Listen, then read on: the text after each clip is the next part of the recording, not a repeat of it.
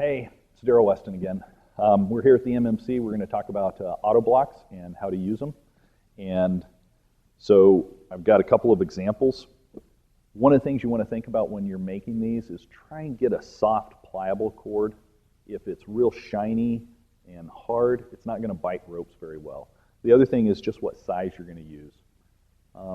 5 or 6 millimeter should be more than adequate. I really would not recommend using a 7 mil as an auto block, especially with the ropes getting skinnier every day. So I think this is a 6 mil, and it's pretty soft. This is an older one.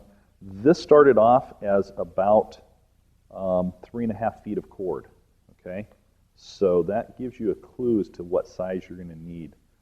About 3.5 feet, and you can always cut it down. Hard to glue it back together, though. And this made about a 12 to 14 inch loop out of 3.5 feet, okay? So this one is a sterling pre-sewn. I think Metolius also makes a pre-sewn. So, and this would be about 10 inches.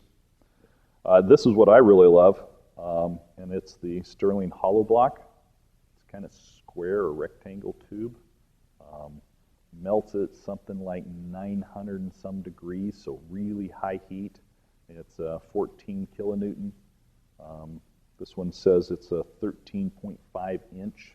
I don't know, it seems a little on the, like maybe it's only about 12, but I'll take their word for it. I love these, they really bite. So a little bit about those. The next thing is just carabiners. I try to use the smallest carabiners I can. I mean, can you imagine having that William hanging on your leg all day? I like the DMM Phantom or the Metolius Bravo. Much smaller carabiners work really well, and I do recommend obviously using a locker for this. So that's it. Let's get up on the wall and do it. Hey, Darrell Weston again here. We're at the MMC on the walls. We're going to talk about the auto block. Got Matt running the camera here again.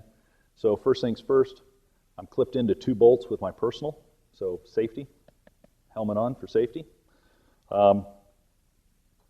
We already doubled back or checked our harnesses, made sure they're double backed, all that good stuff. So, all right, right off the bat, first thing I'm going to do if I'm getting ready for a rappel is I'm going to move my ATC to the front, get it on my belay rappel loops here and get it ready. And then my auto block is always on my leg and ready to go. Just on a small locking carabiner here. Remember, auto block is just a loop of cord. It's pretty short, 12 to 13 inches in that zone. And I'm just going to take it, grab both strands of rope, and wrap it around it. And I'm going to wrap it around it about 3 times. So if I only went twice, or in that zone, this is the problem, is it doesn't work. It doesn't catch. So now, let's do it, and I'll show you the other problem, is if I wrap it too tight, then I'm going to be hating life when I'm rappelling because it's going to be hard to move it down the rope and I'm not going to be able to rappel very well, okay? So that's kind of your 2 extremes. So we want to get it somewhere kind of in the middle where it's still going to work,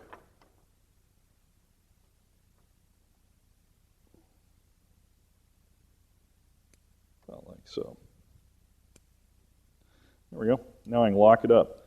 And the way to test that to make sure it's going to work is I pull a bunch of rope through it and I see if it'll hold it. I can pull down on it and it still holds. And yet I can slide the rope through. So that's our test, is trying to pull the rope back through it. Will it hold? And it does. So I've got that now. And look, when I pull up some rope through it, it gives me some slack. It holds the weight of the rope hanging down the cliff face, gives me some slack so that I can feed my ATC. So let's do that. There.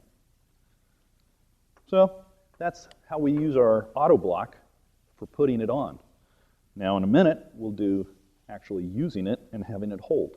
So auto block, just a short pressing cord. Comes in real handy though. On rappel. All right. And I just push myself back. I don't move my feet down until they're kind of out in front of me. I want to keep them out in front of me where the balls of my feet are on the wall. If I let my feet get too far under me, so they very much want to slide out from under you and then you smack the wall, and that's not good. And if they're too high above you, you could flip over backwards, and it's really uncomfortable. So just keep them out in front of you, keep your body kind of upright, and slide down the rope nice and smooth with a wide leg stance. This is the auto block catching. You see slack here, holding onto the brake strands, but it's holding. So to release it, all I do is put my hand on it again and push down. Boom, I'm going again. So, nice wide stance, feet in front of me. Let the auto block catch again. So, and to release again, just press down. That's it. Rappelling with an auto block. Good, safe way to go.